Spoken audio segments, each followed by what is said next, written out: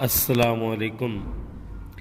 ایک مصری عالم کا کہنا تھا کہ مجھے زندگی میں کسی نے لاجواب نہیں کیا سوائے ایک عورت کے جس کے ہاتھ میں ایک تھال تھا جو ایک کپڑے سے ڈھانپا ہوا تھا۔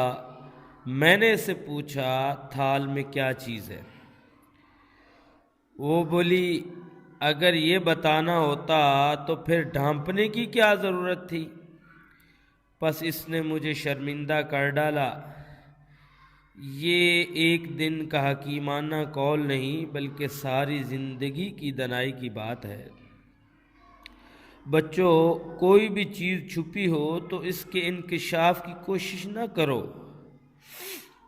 کسی بھی شخص کا دوسرا تیز چہرہ تلاش کرنے کی کوشش نہ کریں، خواہ آپ کو یقین ہو کہ وہ کتنا برا کیوں نہیں ہے۔ اتنا ہی کافی ہے کہ وہ آپ کا اتنا احترام کر رہا ہے اور اپنا بہتر چہرہ تمہارے سامنے پیش کر رہا ہے، اپنا برا چہرہ آپ سے چھپانے کی کوشش کر رہا ہے۔ اس سے مراد تو یہ ہوا وہ کہ آپ کا احترام کر رہا ہے، عزت کر رہا ہے۔ ہم میں سے ہر کسی کا ایک برا رخ ہوتا ہے جس کو خود ہم اپنے آپ سے بھی چھپاتے ہیں، دوسروں سے تو چھپانا دور، اپنے آپ سے بھی چھپاتے ہیں۔ اللہ تعالیٰ دنیا آخرت میں ہماری پردہ پوشی فرمائے، ورنہ جتنے ہم گناہ کرتے ہیں اگر ہمیں ایک دوسرے کا پتہ چل جائے تو ہم ایک دوسرے کو زندہ دفن کر ڈالیں۔ جتنے گناہ ہم کرتے ہیں اس سے 1000 گنا زیادہ کریم رب ان پر پردے ڈال دیتا ہے۔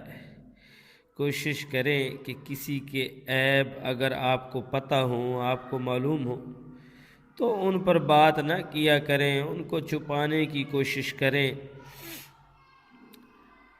اللہ رب العزت اس انسان کے عیبوں پر پردہ ڈالتا ہے جو دوسروں کے عیبوں پر پردہ ڈالتے ہیں۔ تو آج کا میرا جو نصیحت ہے آپ کو وہ یہی ہے، چھپی ہوئی چیز کسی کے عیب ہیں، ڈھکے رہنے دو۔ ان کو ٹٹولنے کی، ڈھونڈنے کی، پیچھے پڑنے کی ضرورت کیا ہے؟ جب ہمارا اللہ سب کچھ دیکھ رہا ہے تو سارے معاملات کو اپنے رب پر چھوڑ دیا کرو اور اس کی اس عیب کو چھپا رہنے دو تاکہ اللہ تمہارے عیبوں کو چھپائے۔ آخر